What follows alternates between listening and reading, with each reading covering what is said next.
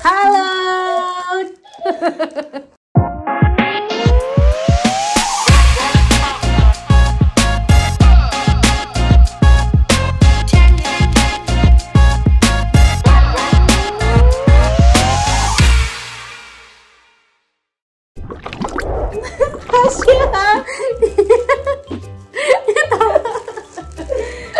Hai, ketemu lagi di vlog aku Poppy Sudah Butar. Nah, kali ini ada yang kenal apa siapa? Iya. Iya tante. Dari video-video yang sebelumnya udah banyak teman-teman ngobrol, tapi nggak klop kalau belum ngobrol sama Inces Bolang.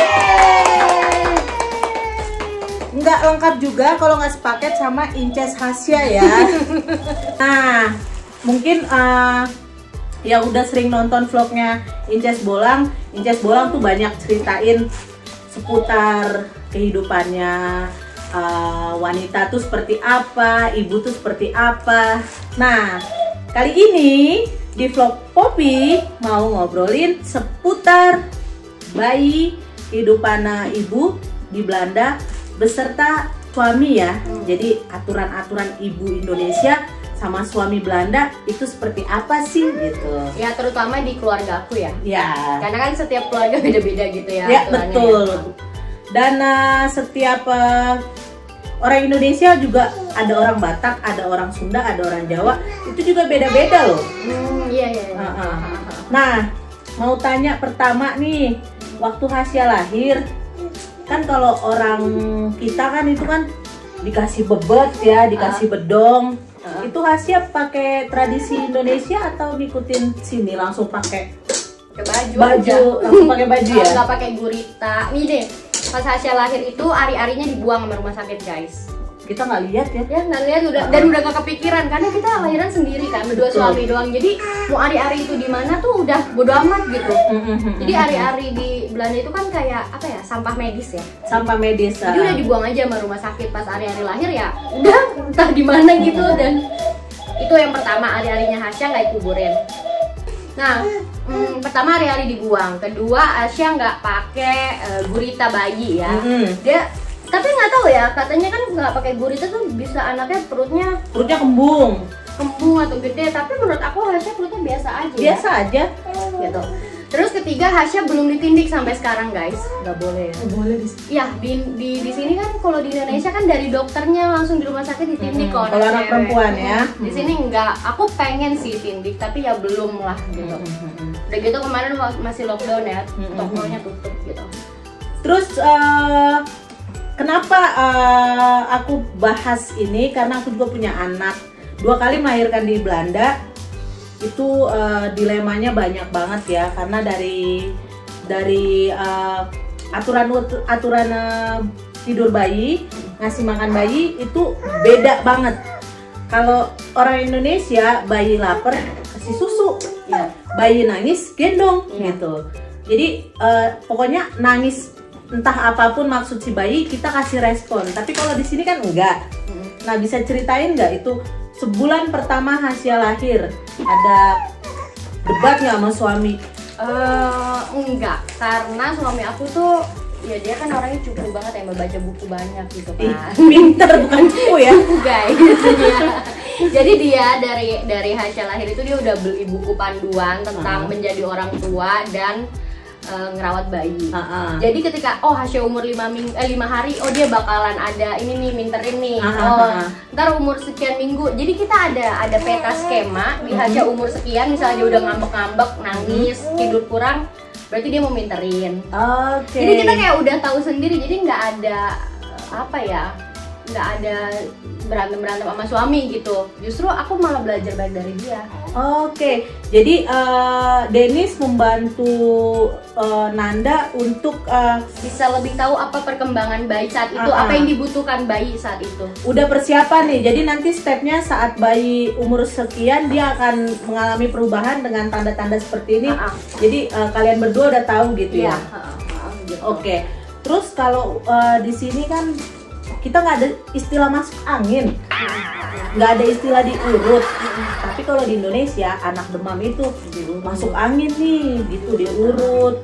terus dibalur minyakin minyak apa pakai gitu. bawang merah. Pakai bawang merah, jahe tuh kayak mau bikin opor ya kan. Nah, Nanda sendiri ada nggak terapan-terapan kayak gitu buat Hasya kalau Hasya demam atau pilek? Enggak sih, aku cuma dari dari lahir itu kan aku udah order minyak telon dari Indonesia ya, minyak telon kayak jarik, pokoknya yang Indonesia banget lah istilahnya. Jadi kalau dia kenapa-napa ya udah setiap hari udah pakai minyak telon, ya udah gitu. Jadi enggak yang ya kadang kalau misalnya cerita sama mama kan, ya nih mah Hasya lagi rewel, lagi anget, ya itu balurin pakai minyak ini, pakai bawang gitu. Udahlah gue yayain aja, iya mah. Tapi kan kalau di sini kan minyak telon, minyak kayu putih itu kan nggak boleh. Terus nggak dipakai juga. Suami mau tuh. Boleh, sama dia boleh. Ya? Jadi dia juga menghargai kalau ini tuh tradisi Indonesia, dan aku orangnya kalau Hasya baru mandi tuh harus wangi gitu, harus semuanya dipakein gitu. Pokoknya kan wangi bayi Indonesia ya? Gitu. Nah giliran nyuruh dia nih, anak jadi nggak wangi kan kesel kan? Gitu. Karena kalau di sini kan kadang aja bayi mandi itu pakai sabun yang natural ya, iya, no perfume. Kadang baju juga nggak boleh dikasih pewangi-pewangi. Ya terus juga gini, bayi sini tuh rata-rata mandinya 2 hari sekali. Arthur itu mandi seminggu 2 kali. Nah iya kan itu kayak, dan emang itu caranya di sini. Cuman aku kan kayak punya cara sendiri ya. Jadi aku Hasya tetap setiap hari, cuman pagi doang gitu. Jadi nggak yang kayak anak Indonesia pagi sore gitu. Jadi memang Hasya ini udah lihat ya, Hasya kalau dari cerita Nanda mandi setiap hari ya. Itu kulitnya nggak kering. Jadi memang Hasya kulit Indonesia juga ya. Memang light kayak bule tapi kulit Indonesia. Kalau anak aku yang terakhir itu nanti dia tarik semua. Jadi itu kalau dia mandi setiap hari itu kulit langsung kering. Oh ya, jadi beda-beda juga. Beda-beda juga. Jadi dan nggak bisa dikasih kayak minyak kayu putih atau minyak telon banyak-banyak, itu tambah kering. Oh ya. Nah kalau kalian tahu pasti udah banyak yang tahu lah ya, Nanda dulu kan kegiatannya main sinetron waktu di Indonesia sebelum datang ke Belanda. Terus sempat jadi instruktur yoga juga. Dan Nanda terbilang masih muda untuk punya anak. Karena di era modern kayak begini banyak wanita yang mikir, aduh ntar deh punya anak, masih mikirin karir, kegiatan-kegiatan pribadi. Untuk Nanda sendiri ambil keputusan untuk punya anak itu berat atau memang ngalir aja ya udah punya anak, atau memang ada planning sendiri? Oh emang di planning, jadi 2 tahun itu nggak mau kan, aku kan pindah bareng Mbak Popi ya, cuma beda sebulan. Jadi dari situ tuh 2 tahun nggak siap untuk hamil, karena susah banget kan tinggal. Oh yang waktu lu cerita pakai KB juga ya? Iya, pakai KB, terus juga harus ujian bahasa. Terus kayak pengen kerja dulu, nah itu akhirnya 2 tahun ditunda, baru habis itu coba untuk punya anak gitu. Susah, dan dulu aku sebelum memutuskan untuk hamil tuh aku terapi dulu ke psikolog karena aku punya trauma masa kecil ya, jadi aku nggak siap untuk jadi ibu. Nah di situ disembuhin dulu lukanya, jadi biar siap untuk hamil gitu, kayak karena aku nggak yakin bisa jadi ibu yang baik apa enggak ya gitu ya. Jadi susah gitu untuk memutuskan hamil tuh gitu. Apakah 2 tahun gitu? Apakah Nanda berpikir nggak siap jadi ibu yang baik? Apa karena nggak akan bisa jaga anak itu, atau nanti takut anak itu ada kelalaian lu menjaga, akhirnya punya bad memory dari orang lain bukan dari lu sendiri gitu? Kalau gue dulu gini, karena aku kan mamaku kan sibuk kerja ya waktu aku kecil gitu, dan aku nggak mau aku sibuk kerja kalau misalnya aku punya anak. Oke. Maksudnya kerja di luar gitu yang nggak ngurus anak, jadi anak dititipin. Nah dari dulu aku selalu, karena aku punya pengalaman kayak gitu, jadi aku kayak ya nggak mau. Kalau gue punya anak gue harus urus sendiri gitu. Misalnya pun ada kegiatan, ada kerjaan, itu harus yang bawa anak, makanya kayak nanny job gitu, ngurusin anak tetangga bawa Hasya, masak buat tetangga ada Hasya gitu. Emang itu udah keputusan aku gitu. Jadinya karena trauma itu sih. Luar biasa ya, karena kerja kita di luar ya, sama kerja sama anak, kerja sambil sama anak itu double capeknya, double stresnya. Tapi Nanda ambil keputusan, ambil sikap, apapun yang akan dia lakukan, dia harus bisa bersama anak juga, karena memang ada trauma di masa kecil. Tapi itu keputusan hebat ya. Terus satu lagi, metode lu sendiri untuk membesarkan anak itu kan, kalau di sini kan anak dibiarkan mandiri, kayak kita nggak banyak interaksi, tapi kita lebih terapin disiplin. Jadi kayak makan dikasih, tidur kamar sendiri. Itu terapin kayak gitu nggak sama Hasya, atau masih bawa kayak Indonesia, makan bareng-bareng, disuapin, tidur juga harus cuddle dulu atau tidur bareng-bareng gitu? Ya Hasya anak Indonesia banget sih, dinenenin, diklonin. Jadi dia kalau tidur siang nggak sama aku ya, misalnya nenek udah tidur nih, dia kebangun.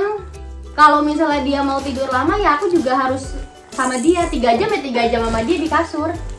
Oke. Produktif banget kan hidup gue. Luar biasa ya. Oh ya, ini Arthur. Nih Abang Arthur. Ayo, jadi begini, karena aku punya anak 4 di sini, aku lihat perbedaan. Di Indonesia kita interaksi ibu sama anak itu luar biasa banyak ya, dan secara langsung. Saat anak itu besar, nanti dia akan sangat memikirkan orang tua ya. Balas budinya seperti apa. Kalau anak di sini udah 17 tahun keluar dari rumah ya udah bye, kayak cenderung cuek. Ya soalnya tuh gini ya, suami aku tuh keluar rumah itu dari umur 17 tahun ya, pindah ke kota Utrecht dari kota Delft, dia harus kuliah. Sampai detik ini udah 20 tahun dia nggak pernah nginep di rumah orang tuanya. Ya itulah. Sampai kayak kemarin opa omanya Hasya tuh bilang, omanya Hasya kapan ya bisa nginep? Kan nggak bisa masih nenen. Terus aku bilang bisa Hasya nginep, tapi kita juga harus nginep. Suami aku bilang yaudah nanti aja deh kalau Hasya udah bisa lepas dari nenen. Padahal hubungannya baik, mertua aku tuh baik banget gitu ya. Mereka juga hubungannya akrab, tapi segitu gitu. Ngerti nggak sih? Karena apa ya? Feeling untuk berdekatan dalam satu ruangan kayaknya udah nggak ada lagi ya. Iya, jadi ya beda lah. Dan ngapain, maaf guys, ini ada lawak guys, di grup lawak, di grup bayi lawak. Yang satu coba makan, usaha banget sih Neng.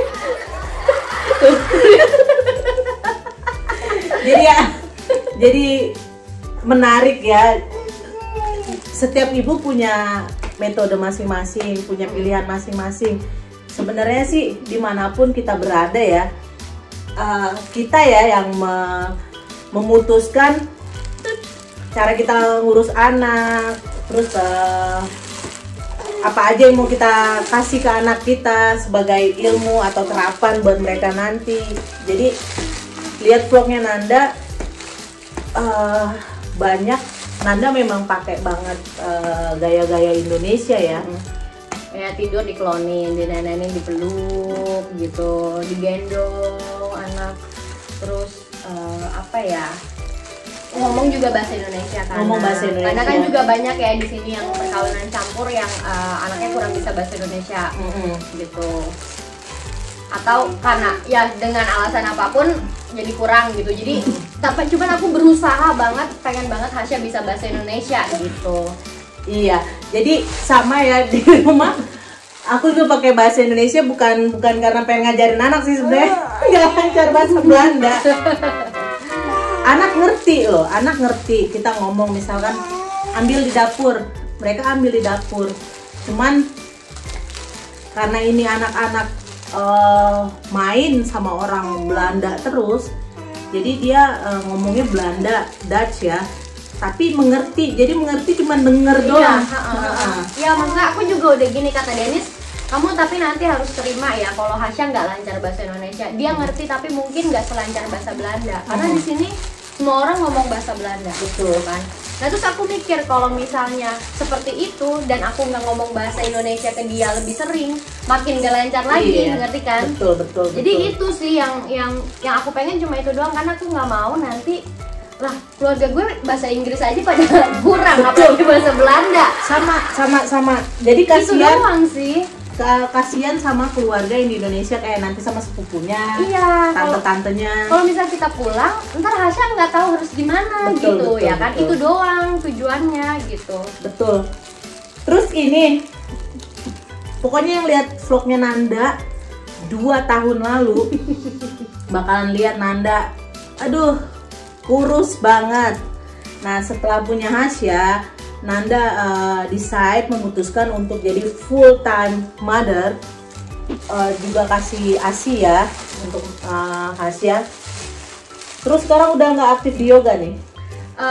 Ya sejak terakhir ngajar pas hamil, jadi sekarang Hasya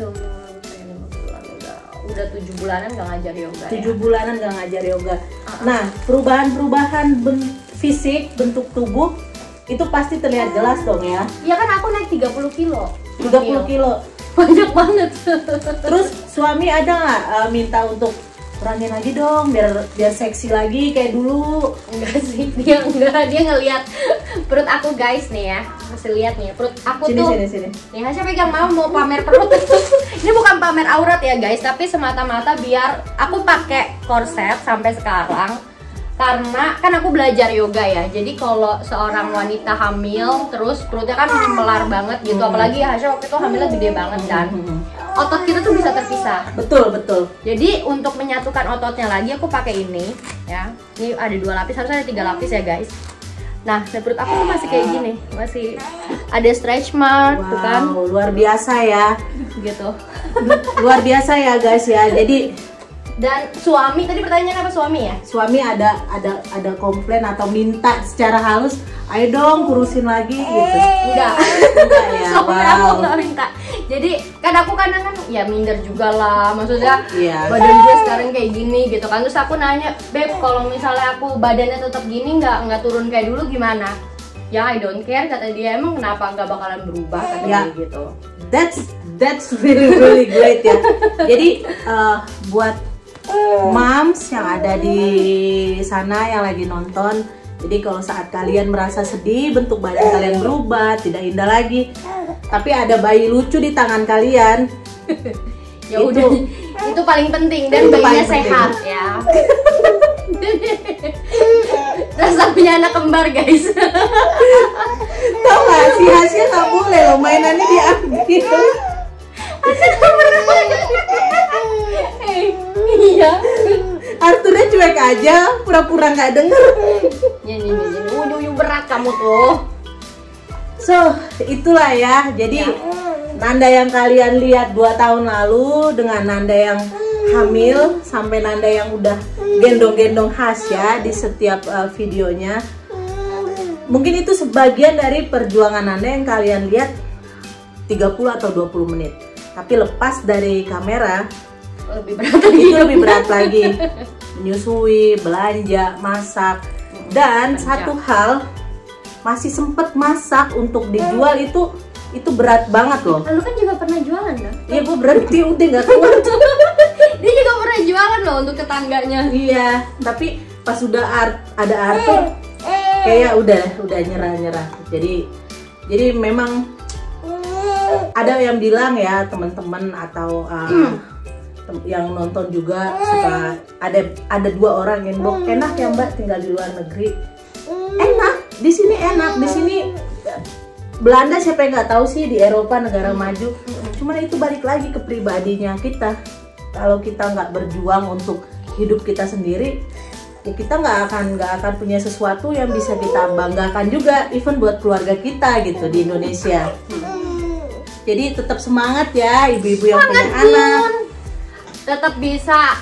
Kalau aku sih pesan aku di setiap video gitu ya, pesan terselubungnya gitu adalah mau serepot apapun kalau kita ada niat untuk bisa kerja walaupun sedikit itu lebih baik daripada nol guys. Iya, iya. Jadi kayak Mbak Popi juga kan kerja walaupun berapa jam? 14 jam berarti. 14 jam seminggu. 2 hari kerja ya. Aku kerja 10 jam 3 hari kerja gitu yang jagain anak tetangga.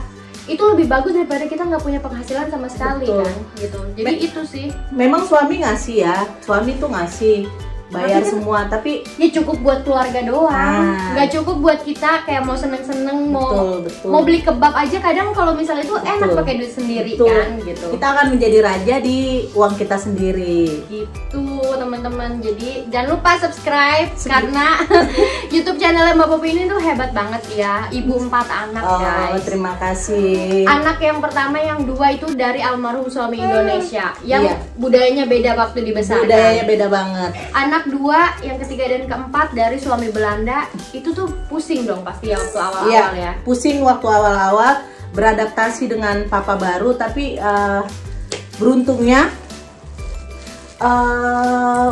nama suamiku Walter ya. Walter itu nggak mandang mereka itu anak tiri. Jadi sampai sekarang Obed itu anak kedua mikir itu adalah papa kandung loh. Kan sampai pernah di sekolah bilang ada Obed kena bully ya.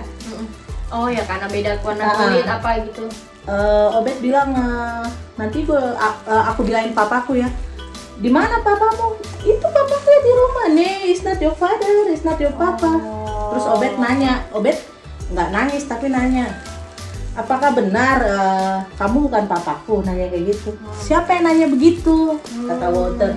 Temen sekolah nih itu bohong. Besoknya Walter ke sekolah, tegur itu anak, jelasin, gua papanya Obed, lu nggak boleh ngomong kayak begitu. Jadi begitu. Sedih banget sih, maksudnya terharu. Tapi maksudnya ya gitu ya. Walaupun dibilang di sini apa sih memahami perbedaan, apa tetap aja ada bully-bully gitu tetap ada ya. Apalagi anak kecil ya. Mungkin niatan dia itu tidak seperti itu, tapi karena anak itu melihat perbedaan antara papanya dan Obed, akhirnya dia ngomong begitu gitu. Tapi itu ya satu hal yang aku bisa pelajari ya di hidup itu proses. Mungkin saat ini nggak seneng, tahun depan nggak seneng, 2 tahun ke depan tetap nggak seneng. Itu bukan berarti itu adalah titik dari akhir ceritanya seperti itu terus, enggak. Jadi mungkin 3 tahun atau 4 tahun ke depan kebahagiaan datang. Karena aku single mother 4 tahun ya, struggle kerja cuman buat beli pampers, susu, dan akhirnya ketemu Walter. Sekarang bisa nikmatin kehidupan sebagai ibu rumah tangga, ada yang biayain, anak-anak ada yang sayang, tambah lagi kebahagiaan karena punya anak lagi. Dan ya, pokoknya buat semua yang nonton, kita harus semangat, apalagi ibu-ibu ya. Dan harus subscribe kan? Dan harus subscribe, like ya. Dan please subscribe please. Tuh Hasya ketawa lagi tuh. Terus ini ya, terima kasih Nanda, Hasya udah mau mampir. Sama-sama. Vlognya Tante Popi. Iya, sama-sama. Oke, kasih salam dong. Kasih salam. Assalamualaikum. Udah, Hasya jangan Hasya.